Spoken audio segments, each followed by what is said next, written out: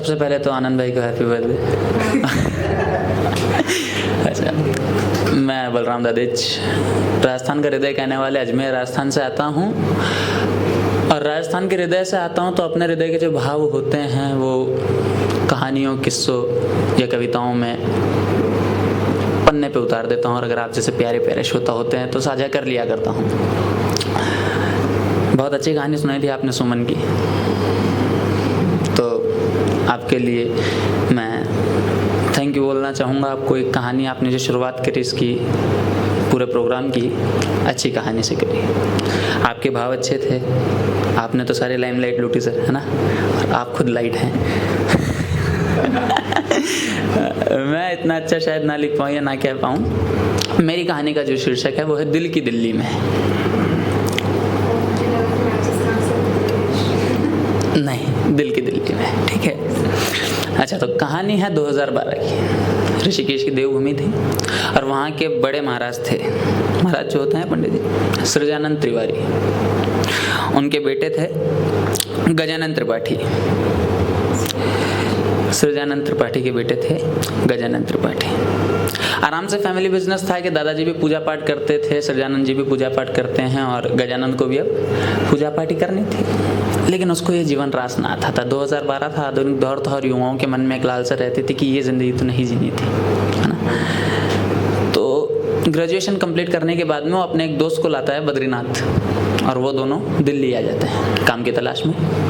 पुराने दिल्ली के चांदनी चौक में एक पतली सी गली में कमरा मिल जाता है और नौकरी भी ठीक ठाक मिल जाती है। ग्रेजुएशन थोड़ा लेट उसका स्कूल में दाखिला हुआ था, तो इस कारण से ग्रेजुएशन होते होते उसकी उम्र जो है वो 24 साल हो जाती है और यहाँ आता है, नौकरी करता है 25 बरस की उम्र में। और एक दिन यूँ ही घूम रहा होता है चांदनी चौक के गलियों में, तभी उसकी मम्मी का फ़ोन आता है। अरे बेटा सुन रहे हो? कि हाँ माँ कहो। बोलो दौलतपुर वाली मौसी है, उन्होंने एक लड़की बताई है, ब्याह लो, लड़की अच्छी है, 12वीं पढ़ी लिखी है, घर का काम काज सब अच्छे से करती है, एक बार ब्याह लो बस। वो चिढ़ के जवाब देता है, तुम क्यों हमेशा मेरे पीछे पड़ी रहती हो, ब्याह लो ब्याह लो। अब दिल्ली में रहने लगा था तो दौलतपुर की लड़की कहाँ ही रास आएगी। ऐसे करके रोज झगड़े होते हैं। तो इस बार क्या होता है कि पंडित जी कह देते हैं, ठीक है अब जो तुम्हारे मन का हो वही करना। उनके पिताजी कह देते हैं जो तुम्हारे मन का हो वही करना। तो अब गजानन जो है एकदम खुले सांड सा घूमता है कि अब तो शादी करनी है तो अपनी पसंद से करनी है। लेकिन गजानन हमेशा जो है अपने कायदे में रहा करता था। गजानन को कभी किसी बात की कोई कमी नहीं लगती थी। एक रोज अपने ऑफिस के सामने एक कैफे के अंदर बैठा हुआ आराम से कॉफी की चुस्की ले रहा था, सर में दर्द था। तभी ये सारी बातें सोच रहा था कि पीछे से उसे एक आवाज आती है, एक्सक्यूज मी। तो गज्जू पीछे देखता है कौन है, और देखता है, थोड़ी देर के लिए रुक जाता है। पीछे से आवाज आती है, एक्सक्यूज मी। बोले यहाँ पे आपके पास सामने वाली चेयर पे खाली है। एक्चुअली क्या है कि यहाँ कोई सीट मिल नहीं रही है, मेरा हेडेक हो रहा है, मुझे कॉफी पीनी है, तो क्या मैं आपके सामने बैठ जाऊँ? गज्जू बस उसे एक टक देखे जा रहा है। लड़की थी, लाजमी है। गज्जू से देखा जा रहा है कि नीले कोट में एक लड़की खड़ी है, उसकी एक जुल्फ सामने आ रही है, गोरा रंग है और एकदम दिल्ली की चट्ट लड़की है। तो वो उसे देखे जा रहा है, 2 मिनट तक बोला नहीं तो लड़की बोलती है, अरे भाई सुन रहे हो? भाई शब्द सुनते ही कोई भी आदमी एकदम करंट से जाग जाता है कि हाँ श्योर यू कैन सिट, बैठ जाइए आप। अब गज्जू को कहीं ना ये पता तो था कि बात शुरू होगी, पर ये नहीं पता था कि इस तरह से शुरू होगी। अच्छा, छोटे शहर के जो लड़के होते हैं ना वो बहुत कतराते हैं। लड़के सामने बैठ गए लेकिन अब गज्जू देख नहीं पा रहा उसकी तरफ, वो यहाँ देखेगा वहाँ देखेगा, क्या करेगा। उसे देख के सामने से लड़की हंसने लगती है, तो सब पूछ लेते अरे इतना शर्माओ मत, खुल के बात कर सकते हो। वो कहता है ठीक है। तो उससे नाम पूछती है, तुम्हारा नाम क्या है? अब वो बोलेगा कि मेरा नाम गजानन त्रिपाठी है, तो कैसा लगेगा? So called uncle type. तो सोचता है क्या नाम बताऊं। तो जिस कैफे में वो बैठे थे उस कैफे का नाम था गैरीसन। तो अपना नाम बोलता है, गैरी नाम है मेरा। वो बोलती है नाइस नेम गैरी। तुम? कहती मैं श्रेया हूँ। अच्छा, क्या करती हो? बोलो सामने बिल्डिंग दिख रही है, 90वें माले पे मेरा ऑफिस है, वहीं पे मैं काम करती हूँ, इंजीनियर हूँ। कहता अच्छा, मैं उसी बिल्डिंग में 7वें माले पे काम करता हूँ। अब जब पता लग जाता है कि वहीं काम करता है, दोनों आराम से कॉफ़ी पीते हैं और अब रोज़ जो है गज्जू बहाने ढूंढता है 7वें माले से 90वें माले पे जाने के लिए। एक रोज़ की बात होती है कि नीचे गज्जू खड़ा होता है, बारिश का वक्त होता है और श्रेया नीचे उतरती है। सब दोस्त चले जाते हैं उसके, लेकिन वो उसके लिए रुका रहता है। उसके कलीग लोग चले गए हैं और कलीग लोगों को कह देता है कि मुझे अगर कोई बुलाएगा ऑफिस में तो गैरी के नाम से बुलाएगा, गज्जू या गजानंद कोई नहीं कहेगा। तो सब लोग उसे गैरी कहने लग गए थे और पूरी बिल्डिंग में उसका नाम गैरी ही था। तो गैरी बाहर खड़ा था और श्रेया आती है, 2 मिनट खड़े रहते हैं, हाय हेलो होती है और श्रेया बोलती हैं एक्चुअली मुझे एक फेवर चाहिए था। कहता है क्या फेवर चाहिए? बोला आज ना मेरी कार मेरा भाई लेके गया है, ट्रैफिक ज़्यादा है, बारिश आ रही है, तो मैं घर नहीं जा सकती, तो मुझे ड्रॉप कर दोगे? मन में लड्डू फूटा। जो लड़की पसंद है वो घर छोड़ने में कह रही है, लेकिन गज्जू तो खुद ऑटो से आया है, वो घर किससे छोड़ेगा? तो अब गज्जू को भी ये लगता है कुछ ना कुछ। कहता है हाँ मुझे याद आया, सुबह मैं आ रहा था तो गाड़ी की सस्पेंशन में ना थोड़ी सी प्रॉब्लम हो गई तो सर्विस पे दी है। वो कहती है अच्छा सॉरी, तो कोई बात नहीं। नहीं तुम चाहो तो मैं छोड़ सकता हूँ। 20-22 हज़ार कमाता था, 400 रुपये की कैब करी उसने। कैब करके श्रेया को घर छोड़ा, दोनों अच्छी बात करते गए। आधे घंटे पौन घंटा लगा और घर पहुंच गए श्रेया के घर पहुंचे, बाहर रुके। उस वक्त हुआ ये था कि उसका घर कुछ दूरी पे था और कैब ने बाहर उतार दिया था, तो हल्के हल्के भीगे दोनों उसके घर के बाहर पहुंच चुके थे। और बाहर पहुंचने के बाद पता नहीं एक अलग ही किस्सा हुआ कि कुछ बात हुई और श्रेया जाने लगी। तो गज्जू से कहता है ठीक है बाय, जा सकती हो, कोई बात नहीं। श्रेया आती है और उसे गले लगा लेती है। थैंक यू गैरी, तुम मेरे अच्छे दोस्त हो। 3 मिनट का ठहराव और वहीं पे जो है दोनों स्तब्ध थे, एक दूसरे से गले लगे जैसे दुनिया में और कुछ हो ही ना है। और जब ये वाकया हुआ उस दिन गैरी ने पहली बार, हमेशा नज़र चुराता था, सामने से उसे खूबसूरती से देखा और देखा तो फिर उसके मन में क्या भाव आता है।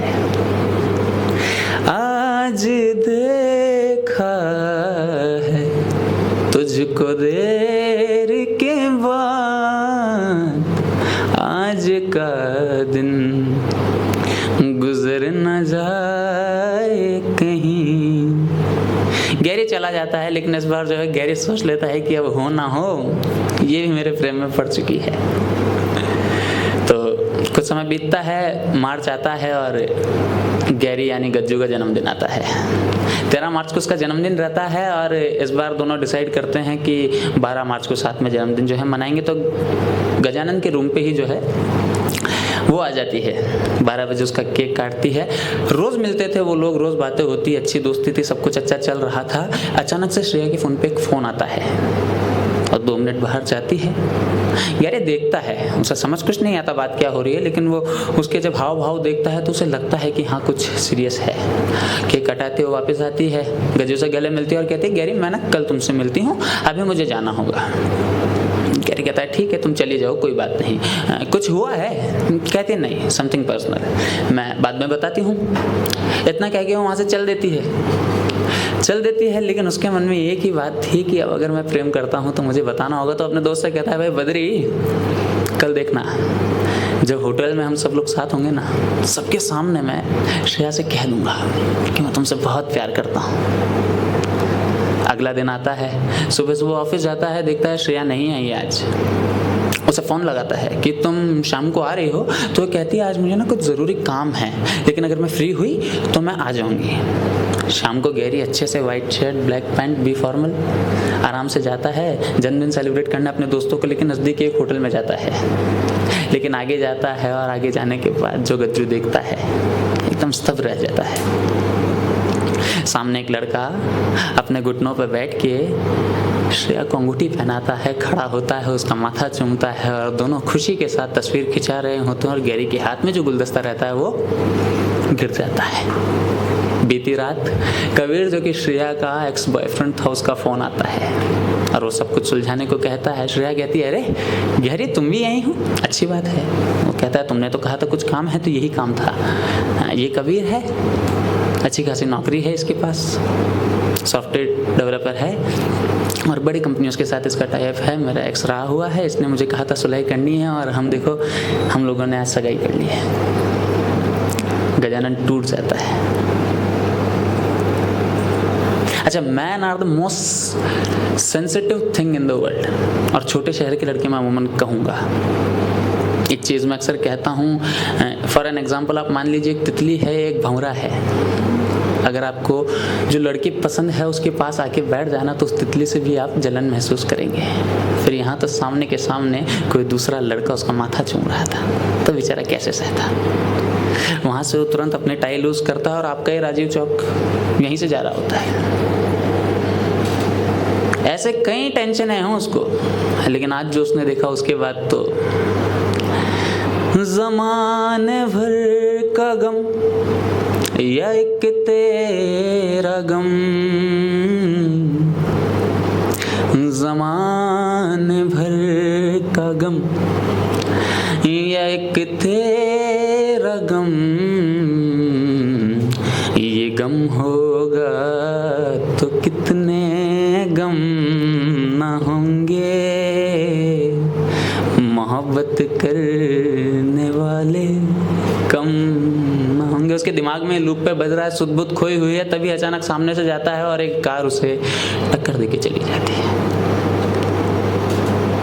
नज़दीकी अस्पताल में उसे ले जाया जाता है, जहाँ पे ये खबर जो है उसके पिताजी को पता लगती है। उसके पिताजी दौड़े आते हैं, लेकिन देखिए आप मोहब्बत इस कदर की कि अपने अंतिम क्षणों में भी वो श्रेया का नाम लेता है। और उसके घर वाले पूछते हैं पुत्री को, क्यों भाई तेरे साथ भेजा था, श्रेया कौन है, क्या है?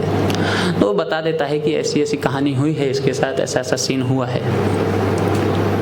श्रेया को बुलाया जाता है, लेकिन श्रेया नहीं आती है। छोटे शहर के लड़कों के साथ ये दिक्कत है। आप अगर किसी लड़की को छू लें, उसने सिर्फ गले लगा था, वो गले लगा था और इसे प्रेम समझ बैठा। और ये वास्तविकता भी है, क्योंकि जहाँ छोटे शहर से लड़के आते हैं ना, उन्हें बताया नहीं जाता है कि ऐसा कुछ होता है। ये दिल्ली है, यहाँ प्रचलन है, अच्छा है। जब मैं पैदा नहीं हुआ तो उससे पहले से यहाँ मेट्रो चल रही है, विकसित होता रहता है ना। लेकिन छोटे शहर हमेशा ना विकसित नहीं होते हैं, चाहे आप विकास की बात करें या सोच की, किसी भी चीज़ की। हमें यही समझाया जाता है कि स्त्री को इसी नज़र से देखना है या इसी तरह से बात करनी है। और वो जब उससे गले मिली तो उसके मन के अंदर एक भावना प्रकट हुई, जिसे उसने प्रेम कहा। और जो प्रेम उसने किया, उस प्रेम का अंजाम क्या हुआ? 26 की वाली उम्र, 6 महीने की मोहब्बत और अंजाम मौत। तो सीधा सीधा पॉइंट ये है कि 6 महीने की एक मोहब्बत के लिए आप पीछे किसी सृजानंद त्रिपाठी को अकेला नहीं छोड़ सकते, जो अपने इकलौते बेटे को इस अवस्था में देखे और अपनी पत्नी के साथ उसे जूझता हुआ मृत पाए, और जिस चीज़ के लिए पाए वो चीज़ भी उसके पास ना आए उसके अंतिम क्षणों में भी। क्योंकि हम लड़के साहित्य वाला प्रेम चाहते हैं आज के इस दौर में, और वो साहित्य वाला प्रेम एग्जिस्ट करता ही नहीं है साफ किताबों के सिवा। दिल्ली हमेशा से आबाद थी, आज भी आबाद है, लेकिन अपने दिल के अंदर किसी की दिल्ली का बसेरा मत करना, क्योंकि दिल में जो दिल्ली होती है वो अक्सर उजड़ जाया करती है, अक्सर उजड़ जाया करती है।